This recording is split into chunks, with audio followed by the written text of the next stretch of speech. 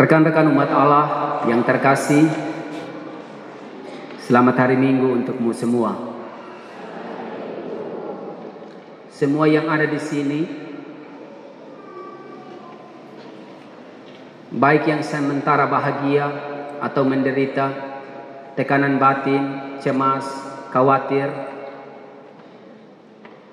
yang tuli maupun yang sengaja tuli, pasti mati. Semua kita calon terkuat mati. Nah, sebelum mati ada satu kata, bertobat. Sebelum mati.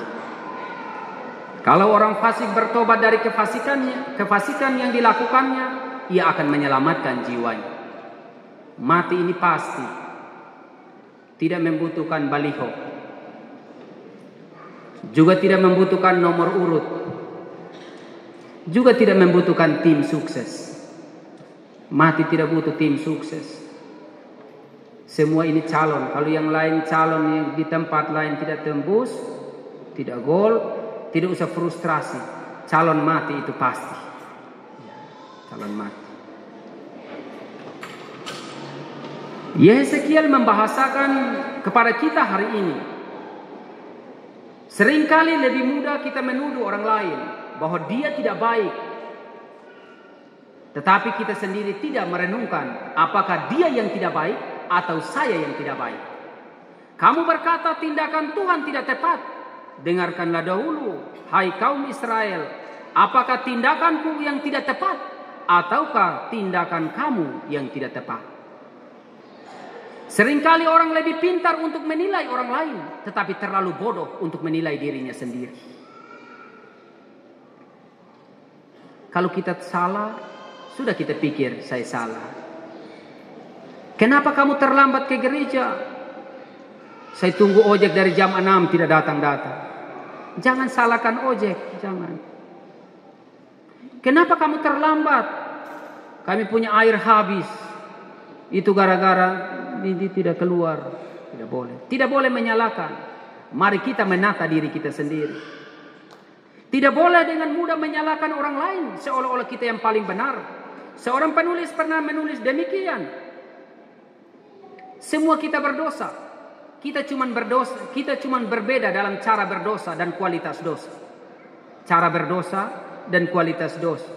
Semua kita ini berdosa. Seorang ekseget pernah menulis ini tentang Injil hari ini, bacaan-bacaan suci hari ini. Surga dibuat atau diciptakan untuk orang-orang berdosa. Untuk orang-orang berdosa. Surga dan neraka diciptakan untuk orang-orang berdosa. Setelah itu dia lanjut tulisannya. Surga diperuntukkan bagi orang berdosa yang bertobat. Sedangkan neraka diperuntukkan bagi orang berdosa yang tidak bertobat. Maka kita perlu tobat. Kita semua ini calon surga semua. Juga bisa calon neraka semua. Maka sebelum mati bertobat. Sebelum mati terima minyak suci. Minyak suci. Minyak suci. Hanya ingat itu, minyak suci. Bukan minyak rambut. Minyak rambut ini semua jual di mana-mana. Bukan juga minyak goreng, banyak di pasar.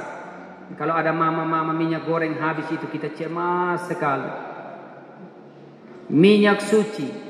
Minyak suci itu bukan diberkat tapi ditabiskan. Ditabiskan pada saat misa pontifikal menjelang Kamis Putih. Itu Bapak Uskup dan semua imam ke sana dan ditabiskan minyak-minyak itu. Nah, saat minyak suci itu oles di sini. Di telapak tangan di sini dan di sini. Dalam rumusannya apabila ia berbuat dosa, maka dosanya diampuni. Ini oles, ini minyak suci. Oles habis, setelah terima minyak suci dan dia mati, bersyukurlah karena masuk surga tanpa seleksi. Karena dosa. Ada orang yang mau panggil Romo kasih minyak suci, tetangga bilang jangan. Nanti terima habis minyak suci dia mati sudah. Terima habis minyak suci mati bersyukur. Karena ketika kita terima minyak suci itu atas nama Bapa sudah lari lewat yang ini. Ini sudah begini, gemetar, lari lewat. Idealnya di sini. Tapi ada kalanya tidak bisa atas nama Bapa lagi hanya atau mau atas nama Bapa begini. Sudah lari lewat ini. Ini artinya manusia angkat tangan, Tuhan mau turun tangan supaya selesai. Pertemuan antara yang ilahi dan insani selamat. Ini. Jadi yang masih baik-baik, normal, tidak mau atas nama Bapa, kita tunggu yang itu mungkin. Nah, yang ini. Biasa saya kasih minyak suci kalau orang yang sudah dalam bahaya itu hanya ini. Berarti ini dia sudah angkat tangan bilang ini. Tuhan mau turun tangan, selesai. Tuhan hari ini meminta kepada kita untuk hidup seperti Kristus yang selalu menasihati. Tuhan selalu menasihati kita. Semua orang yang menasihati kita adalah Kristus yang kelihatan. Nasihat dengan baik. Menasihati dia. Najwa Shihab pernah menulis ini. Berhentilah untuk menghakimi masa lalu seseorang. Tetapi bantulah dia untuk menata masa depannya. Kita lebih baik hanya dia parah, saya tidak mau bergaul dengan dia. Jangan berhenti menghakimi masa lalu seseorang, tetapi berdirilah di sampingnya dan membantu dia untuk menata masa depannya. Mari kita saling menasihati dengan cara yang elegan. Jangan pernah mengatakan bahwa kita yang paling baik. Jangan, ada orang yang lebih baik. Mari kita katakan bahwa kita berbeda, bukan yang terbaik. Kalau yang namanya berbeda sulit untuk ditaklukkan. Tetapi yang terbaik masih ada orang yang lebih baik. Tuhan juga meminta kita untuk apa? Menghibur. Penghiburan dalam kasih. Menghibur. Penghiburan dalam kasih cukup senyum saja. Kalau memang kita tidak bisa memberi uang, tidak ada, senyum saja. Senyum itu juga uang yang paling besar. Kalau senyum saja dia tidak bisa kasih, apalagi uang. Itu lebih berat lagi. Hanya senyum yang gratis ini, dia tidak bisa senyum. Selamat pagi. Permisi. Dia hanya Nanti dia selamat orang juga orang. Nanti dia sakit hati sendiri. Tuhan meminta kita juga untuk ada dalam persekutuan, bersekutu di dalam roh, dan juga ada kasih mesra dan belas kasih. Semua yang ada di sini adalah orang-orang yang penuh kasih. Semua yang datang di sini. Ada yang menderita. Hanya Tuhan yang tahu. Tuhan yang tahu yang ini beban berat. Tapi dia masih datang. Ada orang yang beban berat tapi dia tidak mau datang. Itu juga Tuhan tahu. Dan Injil membahasakan kepada kita tentang hal yang sederhana. Di sini dibahasakan dengan cara, jika kamu tidak bertobat, maka pemungut-pemungut cukai dan para pelacur akan mendahului kamu masuk ke dalam kerajaan surga. Tuhan juga meminta kita hari ini untuk apa? Berpikir positif untuk semua. Berpikir positif. Tuhan tidak memperhitungkan seberapa besar dosa yang kita perbuat, tetapi Tuhan memperhitungkan seberapa besar niat kita untuk kembali. Ketika kita kembali, Tuhan menerima kita. Maka di ruang pengakuan, kita masuk itu untuk mengaku. Dosa-dosa saya adalah 1, 2, 3, 4, 5, 6, 7 sampai 10. Demikianlah dosa-dosa saya mohon ampun dan mohon penitensi. Bukan masuk ke ruang pengakuan dan katakan, Romo, sebelum saya mengaku saya cerita, ambil sedikit dulu. Mau cerita apa di ruang pengakuan? Di ruang pengakuan itu orang berdosa, maka membutuhkan apa? Keselamatan. Bertobat, selamat. Ini dia cerita sampai dia tidak berdosa. Kita mau mengaku apa yang ini? Kalau mau cerita di pastoran boleh. Tapi di ruang pengakuan, dosa-dosa saya adalah 1, 2, 3, 4. Kalau dosa seperti itu cepat. Yang mengaku lama bukan dia pun dosa berat, tapi dia pun cerita yang terlalu panjang. Tuhan meminta kita untuk apa hari ini? Untuk melihat yang terbaik. Setiap orang memiliki proses. Bukankah kupu-kupu yang indah melalui proses berasal dari ulat yang paling menjijikan? Bukankah air hujan yang begitu jernih datang dari awan yang paling gelap? Semuanya diubah. Mungkin hari ini kita paling parah, tapi Tuhan merubah. Pemazmur membahasakan, jika dosamu merah seperti sirih, aku akan merubahnya putih seperti kapas. Jika dosamu merah seperti kirmisi, aku akan merubahnya seperti putih seperti salju. Tuhan ubah kita. Biar kita mau seperti apapun, Tuhan mengubah.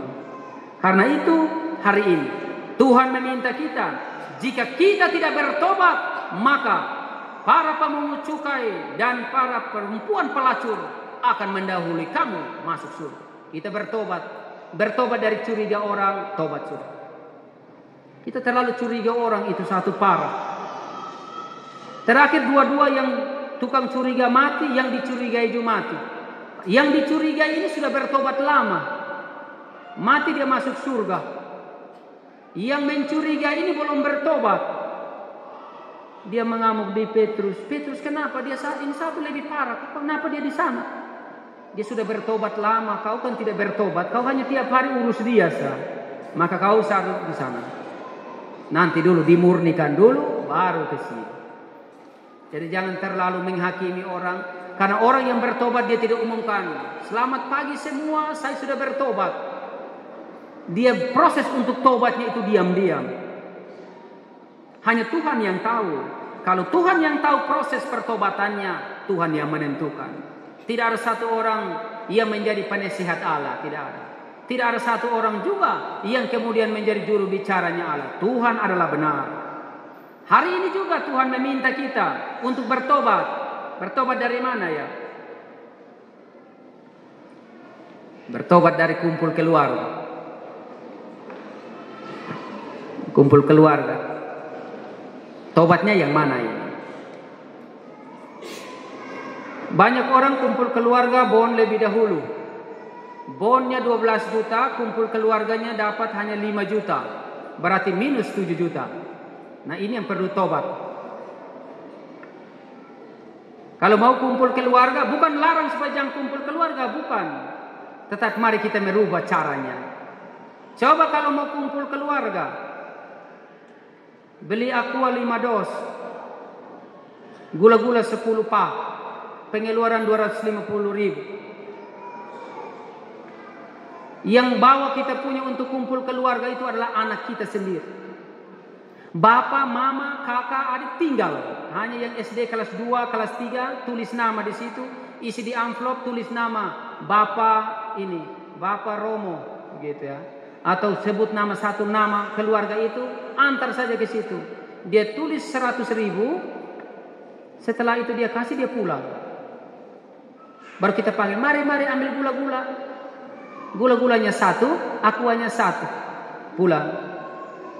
Tapi kita punya kumpul keluarga bawa 100.000, kumpul 100.000, bawa orang 8 orang. 8 orang ini juga makan sama, baik kecil maupun besar, sama. Kumpul 100, makan 25.000 dikali dengan 8 sudah 200.000. Kumpul 100, ini min 100. Sopi, rokok, makan sirih.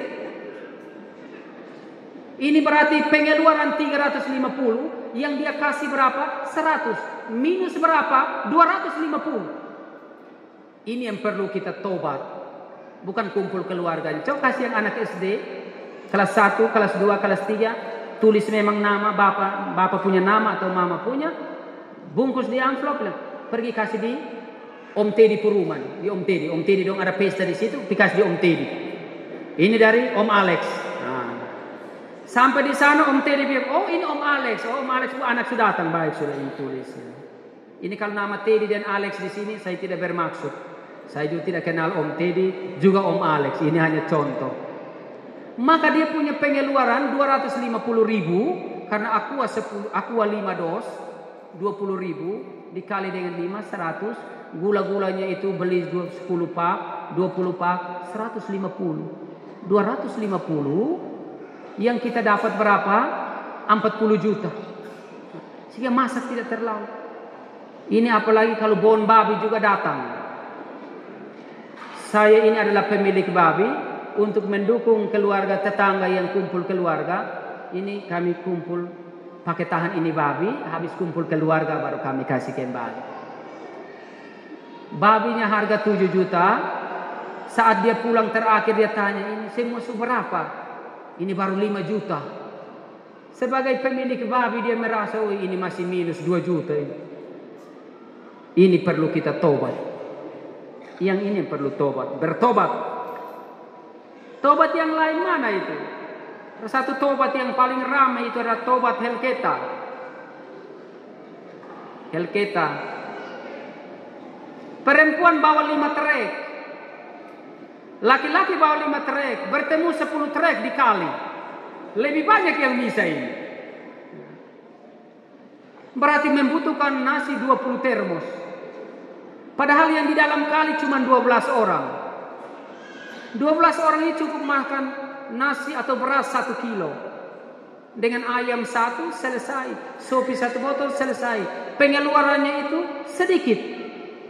Tapi yang di dalam kali, angkat muka lihat, ini ada 1 NTT.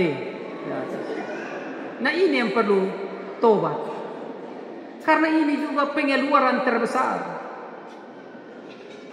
Yang di luar ini hanya foto ambil kita, hanya yang semoga lancar sampai hari H. Hanya modal itu lancar hari H. Langgeng sampai opa-oma terus. Nah, dia hanya foto itu, tapi sambil foto status untuk tunggu makan. Nah ini yang tobat. Pengeluaran lebih besar daripada yang ini. Jika kita tidak bertobat, para pemungut cukai dan perempuan pelacur akan lebih dahulu masuk surga. Jangan belajar untuk menghakimi orang lain. Jika kita mengatakan atau kita menunjuk, kamu yang paling berdosa, ada 4 jari yang sementara menunjuk Anda. Mari kita belajar untuk saling mengampuni, saling mengasihi, dan berjalan bersama.